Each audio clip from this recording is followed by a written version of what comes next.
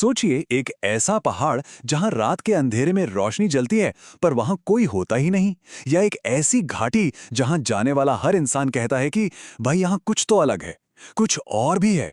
ये हैं भारत के वो पहाड़ जिनके सीने में ना जाने हजारों साल से कितने ही राज छुपे हुए हैं। तो चलिए आज उन्हीं रहस्यों से पर्दा उठाने की कोशिश करते हैं। और हमारी ये यात्रा पता है कहाँ से शुरू होती है?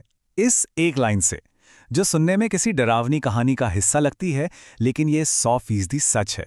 हिमालय में सच में एक ऐसी झील है जिसके किनारों पर हजारों साल पुरानी इंसानी हड्डियां बिखरी पड़ी हैं। तो हमारा पहला पड़ाव है उत्तराखंड का हिमालय, और वहां छिपी एक बेहद रहस्यमयी जगह, रूपकुंड। इसे लोग जानते हैं किस नाम से बुलाते हैं? कंकालों की झील। जरा इस ऊंचाई पर एक नजर डालिए। 5029 मीटर, मतलब समुद्र तल से इतनी ऊपर। ये जगह इतनी ज्यादा दुर्गम और वीरान है ना कि यहां तक पहुंचना ही अपने आप में एक बहुत बड़ी चुनौती है। तो कहानी शुरू होती है 1942 में। एक ब्रिटिश फॉरेस्ट गार्ड घूमते घूमते यहां पहुंचता है, और जो वो देखता है उससे सच में उसके होश उड़ जाते हैं। झील के किनारे सैकड़ों इंसानी कंकाल बिखरे पड़े थे। अब पहली थियरी तो ये बनी कि शायद ये दूसरे विश्व युद्ध के दौरान खोए हुए जापानी सैनिक हैं, लेकिन जब साइंटिफिक जांच हुई तो ये थियरी पूरी तरह से गलत साबित हुई। पता चला कि ये कंकाल तो सदियों पुराने थे, 800 से 1200 साल पुराने। तो फिर यहाँ सबसे बड़ा सवाल खड़ा हो गया, आखिर एक साथ इतने सारे लोगों की मौत हुई तो हुई कैसे? और सबसे अजीब बात क्या थी पता है? कि सभी की खोपड़ी पर, मतलब स्कल पर एक जैसी चोट थी, बिल्कुल एक जैसी, जैसे ऊपर से किसी गोल भारी चीज से मारा गया हो। ये पहेली दशकों तक, मतलब दशकों तक अनसुलझी रही। और फिर कई सालों बाद विज्ञान ने एक ऐसा जवाब दिया जिसकी किसी ने कल्पना भी नहीं की थी। मौत का कारण कोई हमला नहीं था, कोई बीमारी नहीं थी, बल्कि वो थी एक भयानक विनाशकारी ओलावृष्टि। अब आप सोचिए, क्रिकेट की गेंद जितने बड़े बड़े ओलों की बारिश, बस इसी कुदरत के कहर ने उन सब लोगों की जान ले ली थी। तो चलो, मौत की वजह तो पता चल गई, लेकिन असली सवाल तो आज भी वहीं का वहीं है। ये लोग आखिर थे कौन, और इतनी ऊंचाई पर कर क्या रहे थे? एक थ्योरी कहती है कि ये तीर्थयात्री थे जो नंदा देवी की पवित्र यात्रा पर निकले थे। दूसरी थ्योरी के मुताबिक ये एक प्राचीन राजा यशध्वल और उनकी सेना थी। लेकिन सुनिए, अब इस कहानी में एक नया मोड़ आ गया है। हाल की डीएनए स्टडी ने इस रहस्य को और भी गहरा कर दिया है। पता चला है कि ये लोग अलग अलग जगहों से थे। कुछ तो दक्षिण एशिया से थे, लेकिन कुछ यूनान से भी थे, और वो सब एक ही समय पर वहां नहीं मरे थे। ये कैसे हुआ? इसका जवाब आज किसी के पास नहीं है। चलिए अब रूपकुंड की इन बर्फीली रहस्यमयी ऊंचाइयों से नीचे उतरते हैं और चलते हैं हिमाचल प्रदेश की एक और जगह की ओर, जो अपने आप में कई राज छिपाए हुए हैं, रोहतांग दर्रा। इस जगह का तो नाम ही अपने आप में एक सिहरन पैदा कर देता है ना? रोहतांग, इसका लोकल भाषा में मतलब होता है लाशों का मैदान। और ये नाम ऐसे ही नहीं पड़ा। सदियों से यहाँ के खराब मौसम ने अनगिनत यात्रियों और व्यापारियों की जान ली है। लेकिन रोहतांग का असली रहस्य दिन में नहीं, रात के अंधेरे में सामने आता है। वहां के रहने वाले लोग, और मजे की बात तो ये है कि वहां तैनात सेना के जवान भी यही बताते हैं कि रात में दर्रे पर अजीब सी रोशनी की लकीरें दिखाई देती हैं। बिल्कुल ऐसा लगता है जैसे कोई हाथ में टॉर्च लेके चल रहा हो। पर जब भी कोई जांच करने जाता है तो वहां दूर दूर तक कोई नहीं मिलता।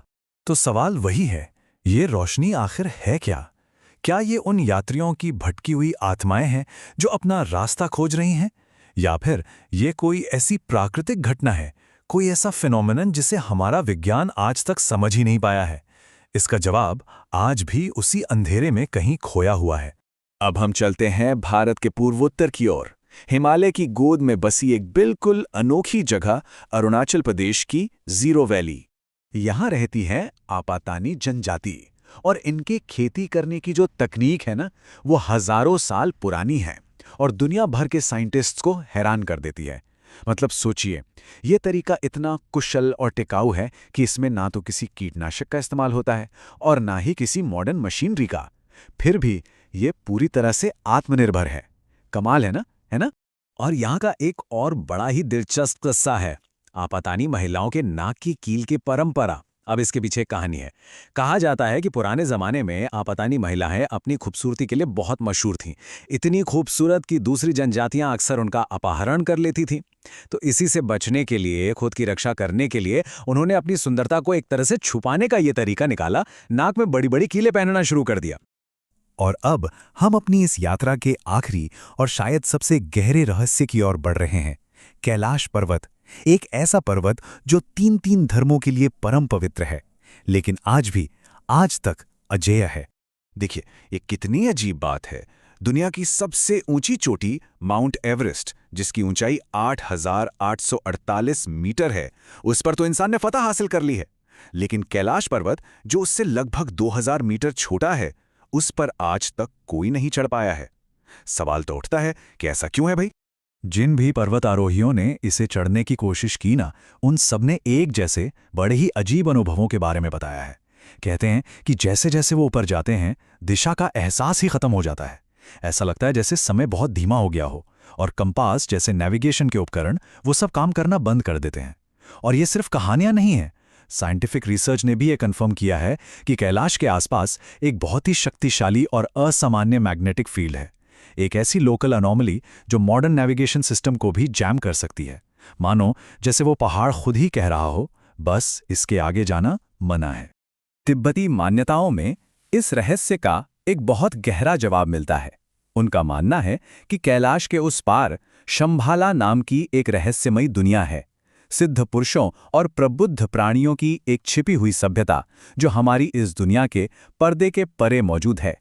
अब जाहिर है विज्ञान इस कहानी को नहीं मानता, लेकिन सबसे दिलचस्प बात यह है कि विज्ञान इसे पूरी तरह से नकार भी नहीं पाया है। क्यों?